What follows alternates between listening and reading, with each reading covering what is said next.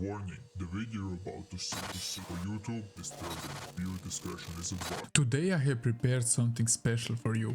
The infamous story of the most inhuman experimentation facility probably in human history.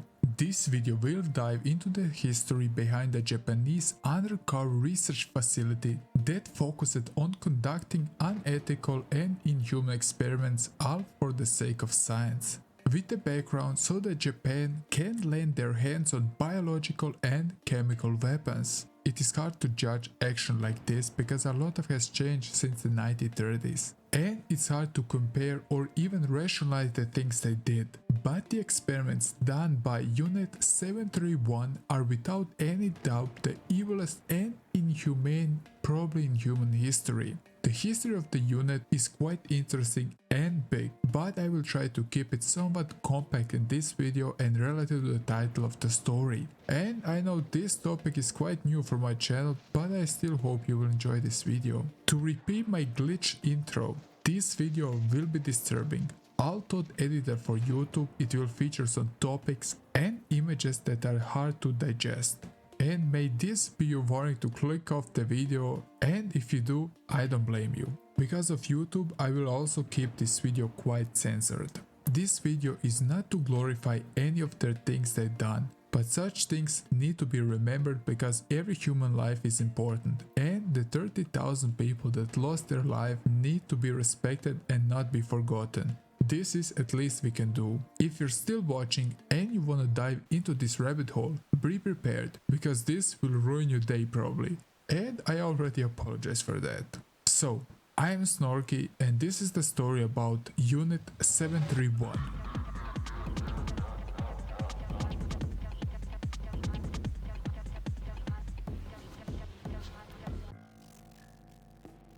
Before we start to talk about Unit 731, we first need to address but also understand how and why is this group formed in the first place. Humans have tried for centuries to turn sickness or natural poisons into weapons. This isn't something new. Some of you know that in history armies would often try to poison wells with bodies of dead animals. But the human race has tapped into chemical research in the last few hundred years, and we as a human race finally were able to use biological and chemical weapons in world wars. War veterans would tell their horrors about mustard, phosgene and other dangerous gases on the battlefield. They planted a fear like no other. They are terrifying, with gruesome effects, but also cowardly. We need to mention that at the convention in 1899 in Hague, chemical weapons were banned. And also in 1925, 109 countries signed the Geneva Convention, where they agreed to not use such weapons in wars. But still the First World War showed its fair share of them, and one of the countries that didn't follow those rules was Imperial Japan. And after the First World War ended on the poetic day of 11th November 1918, why did all the countries over the world continue to try to make a new biological or chemical weapon?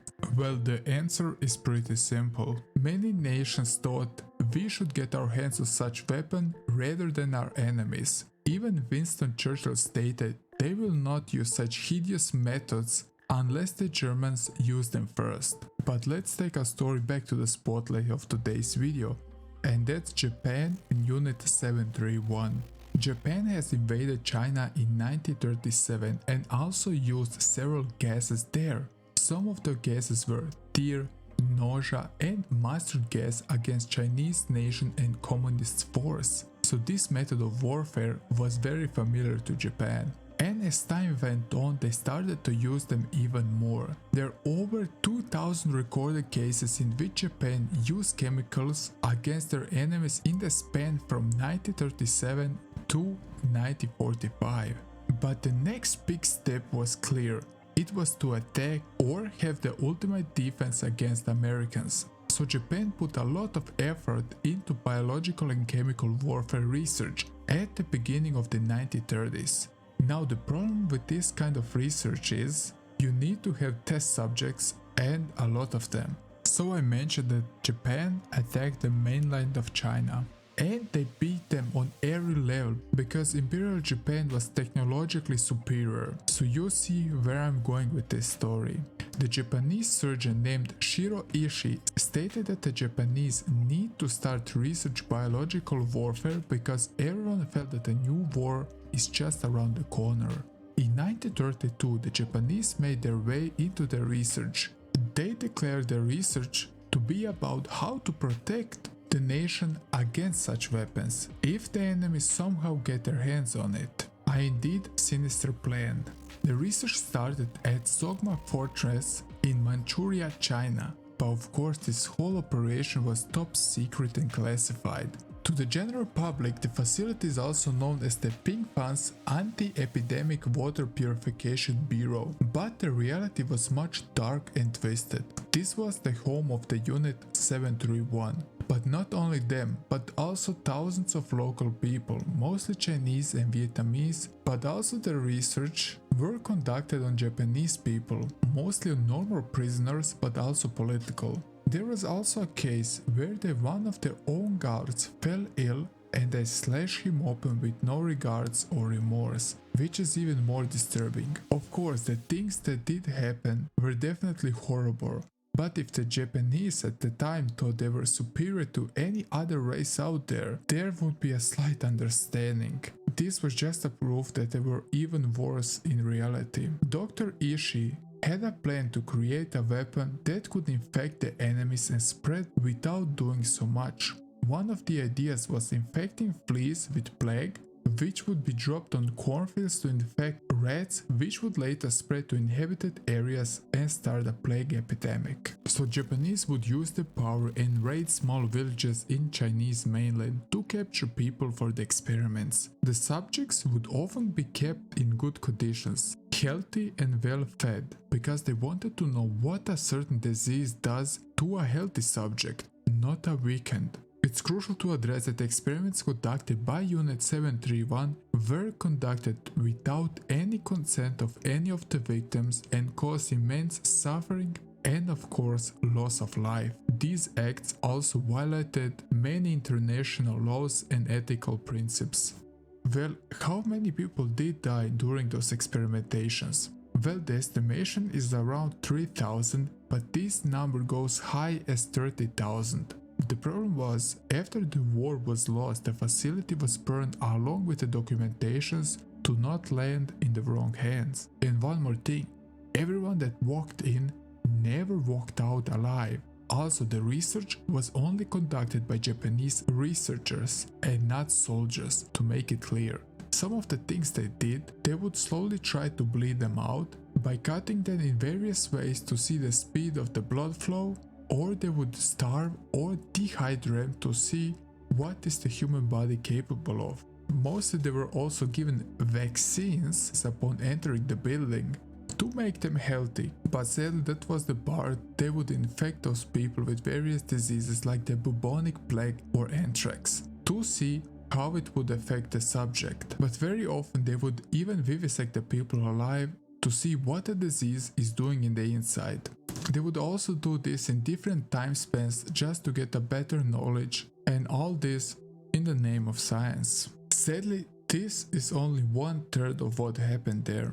Even this is already gruesome and disturbing, the things we are going to talk about are even more. So in 1936, the next step was to move this whole operation to a new location, and that was the Pingfang facility. To give you an idea about the facility, it was a large complex that consisted of numerous buildings. The complex was somewhat open to the public, but on the inside, or better to say under the facility, they had laboratories, medical facilities, prison cells, crematoriums, and even autopsy rooms. The complex was designed to accommodate the various aspects of the unit's research and operations. And like I said, most of the experiments were done underground. Over the next years, they also built a few smaller buildings all over the area. And at the time, Unit 731 consisted around 10,000 people.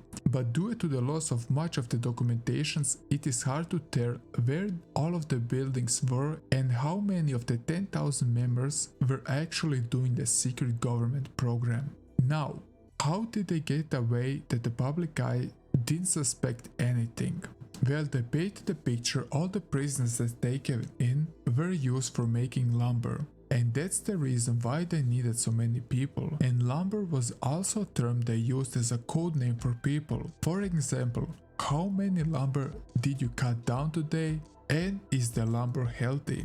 Also, the people that went into the facility would mostly be transported on special transport buses with no windows, so if they somehow tried to escape, they wouldn't know the location or to be able to testify where it was located. But to get to the really gruesome stuff, so we can divide the people into two groups. The unlucky and the even more unlucky. The unlucky would find themselves in the courtyard. This group would participate usually in weapon experimentations. For example, they would test the weapons on the prisoners to see at what range is which weapon deadly. Basically target practice with people. Often they would try various weapons along with putting a few people in a row to test the penetration capabilities of certain ammo and weapons. They would gather people into circles and throw grenades at them to see how far is the grenade deadly. The Imperial Japans are also known for their swords and knives, so they would sharpen them at various degrees to see how they would perform through cutting flesh. Also, they needed to test their flamethrowers, so they burned people alive. Yeah, if this is already too much, I don't know what to say, because we're taking now a look at the even more unlucky group. This group was part of the disease trials, and probably this is the part in which you're interested the most.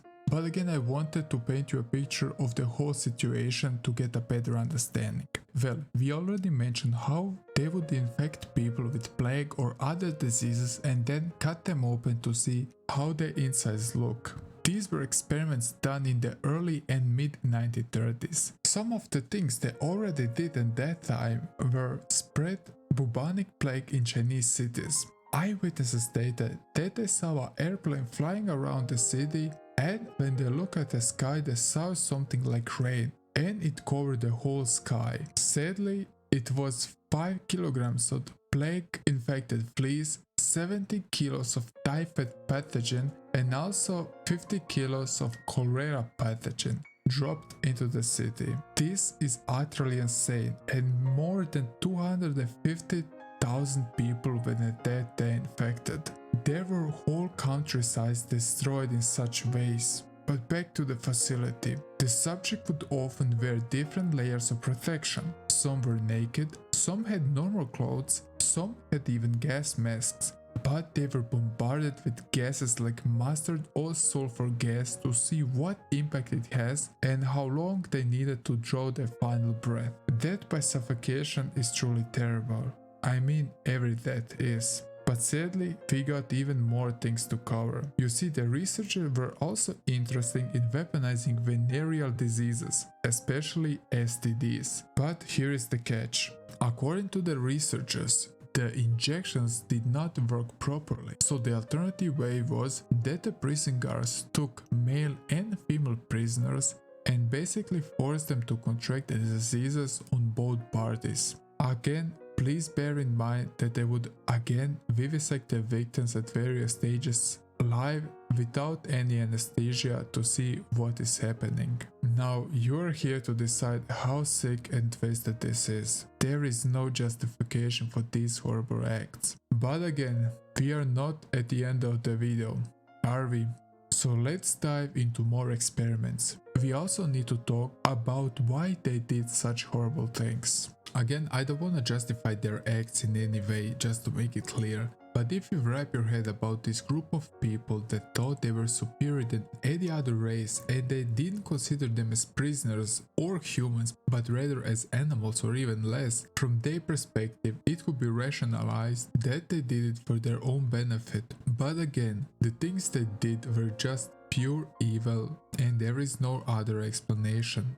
So let's continue to talk about few more things because we are still not at the end, sadly. Let's continue with the pressure and vacuum experiments. Victims were subject to extreme changes in atmospheric pressure and placed in pressure chambers or vacuum chambers. They would often apply so much pressure until their eyes explode or chest burst. Another part of the experiment is frostbite and hypothermia studies. Prisoners were subject to freezing temperatures to study the effects of frostbite and hypothermia.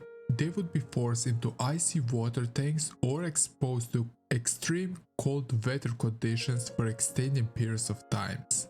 They would cut off their frozen limbs to see what would happen, smash the frozen limbs to see how much pain it would produce, or slowly wait to see what would happen to the frozen limbs over time. They would set the frozen limbs also on fire to see if the limbs would be somewhat recovered. They would also just try to remove one organ to see what would happen to the victim. Sometimes they would cut a leg or arm off and sew them back together, or cut an arm and switch sides to see if the human body would maybe start healing. But there were also some other experiments, like people being crushed by crates, iron, lumber, to see the pressure forces of certain kilograms. They would be hanged upside down to see how the blood pressure would rise. The things I just mentioned were horrible, even to not be considered real. But they also did some weird stuff, like injecting people with seawater for whatever reason. They would also try to cut people open and gave them horse blood to see if the human body can use it. Now, one more thing to mention is that all experiments were conducted on both male and female, but also children, as there were notes about what the children's body is capable of. One more thing I forget to mention is they also try and mummify people, because, I don't know, this is just bizarre and surreal. It's completely insane, and I don't know just why. Again, testing weapons can be considered a benefit to the military, but injecting people with seawater or try to mummify people is just, I don't know. Did I mention what is the average lifespan of people in there? 2 months. Do you know why 2 months? I mean, considering all the things I mentioned, most of the deaths were fairly quickly. So this is the part I save for last because it's probably the worst. So the facility had a group of women who were kept only alive to give birth. Often they would cut up the pregnant women to see how the baby is developing, but mostly the mothers would be kept alive to give birth to a new batch of fresh babies. So the researchers would usually use the babies to see how they behave in extreme temperatures, sleep deprivation, and also testing G-force and so on and so on. The women in there were of course forcefully impregnated by another prisoner or the guards. Apparently this whole research program was to help the Operation Cherry Blossom to be a success. Cherry Blossom was a plan to use and release the bubonic plague on American soil via boats. To be more precise, on San Francisco. The plan was probably to use boats or airplanes to try to infect the city. Now the attack was scheduled to take place on September 22 of 1945.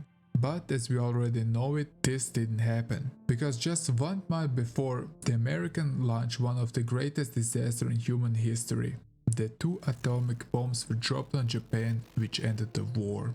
The aftermath was that they burned, destroy and kill everything where the experiments were conducted, because Japan had a fear if the Americans found out, it wouldn't be in their favor. After the Americans captured most of the researchers, they of course pressed them for details, and if they didn't comply, they would be shipped to Russia, where the Russians would be allowed to judge them, and they would probably ended up in Gulag. So the Japanese spilled the beans and told them about what really happened, and they gained full immunity for their deeds.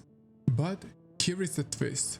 This wasn't public knowledge until the 1980s. Why? Because of the Cold War, the Americans wanted to have advantage in every scenario, and it was also part of the deal to keep this a secret. So historians put the effort to see if this was indeed a conspiracy theory, if the Unit 731 was just a lie and everything was made up. In 1983, a historian wrote a textbook and the Japanese government didn't like it, and it said to need to be rewritten because it wasn't based on facts. The guy went to America to dig up various records and actually found the immunity deals and some documentations on the experiments. He went back to Japan and showed them. And from that point in time, the Japanese government started slowly to admit that there was a research crew, but of course they didn't confess to many things that did happen in there. Also, the doctor who led the unit was dead some years later because he had cancer and never went to any trial for his evil doings. And this brings us to the end of this video.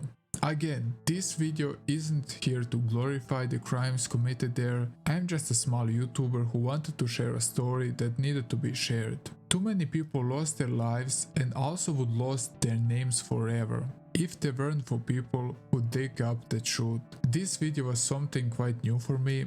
Let me know if you enjoyed this video. I knew I started a surreal iceberg chart video, but sadly I didn't find any time to research all of the games on the layer 3 because it's almost double compared to the last one. And the next week I am again out of the country visiting my parents, so there won't be a new video, just to let you know. Again, if you're still watching, and thank you so much, it means the world to me. And yeah, I hope you enjoyed this video and diving with me into the subject, and I see you in the next one. Bye!